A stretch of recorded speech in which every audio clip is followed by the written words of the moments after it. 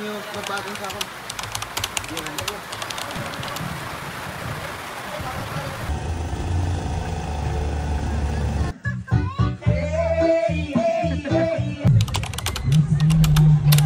Magandang araw mga ka-kingpins, dahil calamaris is life sa ating mga customer, kaya ito nagpa-restock na naman ulit tayo ng pusit. Ganito lang ang karami ang na-deliver sa atin na supplier at hindi nga to aabot ng 50 kilos. At dahil malaki pa ang available na space dito sa ating freezer, kaya sabi ko sa kanila mag-deliver ulit sila bukas kapag meron. Abay, napakamahal ng binabayaran natin sa kuryente, kaya dapat nating sulitin. Sinamahan ko din nga pala itong aking mga anak papuntang school dahil itong ang aking panganay ay 4 na beses nga daw siya sinuntok ng kanyang kaklase. At iniinda niya nga na masakit ang kanyang ulo dahil sa ulo nga siya pinagsusuntok. Syempre magulang tayo mga mi, kaya hindi pwede sa atin na ganyan-ganyan lang ang gagawin sa ating mga anak. Kaya kahit busy talaga ako mga mi, hindi ko to pinalagpas. Hindi talaga pwedeng pabayaan na lang at baka maulit pa at baka mas worse pa nga ang mangyari. Ubos na din nga pala ang stocks natin ng itlog na ginagawa nating toknening, kaya ito nagpa-deliver tayo kay supplier. Bali partial lang nga itong na-deliver sa atin ni supplier, 15 trays lang dahil mamaya pa nga daw darating ang kanyang stock. Nagre-stock din pala tayo ngayon mga mi nitong fishball, kikiam at siomay. Itong ang fishball at kikiam mga mi, hindi tayo nagre-restock ng marami dahil hindi siya pwedeng ma-stock ng matagal. Kaya ang ginagawa natin mga mi, nagre-restock tayo once a week. At dahil tapos na rin ang pagtitinda natin doon sa Rodeo Festival Ground, kaya ito ipinakuha na natin tong mga kahoy doon. Bali itong ang pinagkabitan ng luna ng sa gayon na hindi nga mainitan ng ating tindero doon. Itong ang mga anak namin panayaya nga na pumunta nga daw kami dito sa carnival, nung isang araw pa nga to sila paulit-ulit. Kaya ito pinagbigyan na lang namin ni Mr. dahil malapit nang umalis tong carnival dito sa Rodeo Festival Ground. At nang sa gayon ay makapag-family banding din nga kami dahil birthday din ngayon araw ni Mr. At dito nga sa mga rides mga mi, hanggang tingin lang talaga kami dahil ayaw talaga naming sumakay sa mga ganito. Kapag naging nanay na talaga, nagiging praning na talaga tayo sa pag-iisip sa mga ganitong bagay. Bago nga kami umalis dito, bumili pa kami nitong puto bumbong dahil itong bunso ko ngang anak ay paborito ito. Pagka-uwi nga namin dito sa bahay, kahit birthday nga ni Mr. Hito, trabaho pa rin nga ang ginagawa. Bale itong stocks ng Delicious na dumating sa atin ay nasikaso ni Mr. na mailagay na dito sa freezer. At kanina nga pala niluto na ni Juna itong spaghetti nga na handa ni Mr. At dumating din nga pala itong customer natin sa Katayngan dahil nalaman nga nila na birthday ni Mr. At may dala pa nga silang cake kay Mr. Kami talaga wala kaming balak maghanda, bali kakain lang sana kami ng spaghetti. At syempre kapag ganito matik na meron talagang inuman session, baka may magsabi na naman dyan sa comment na napunta bigla sa inuman.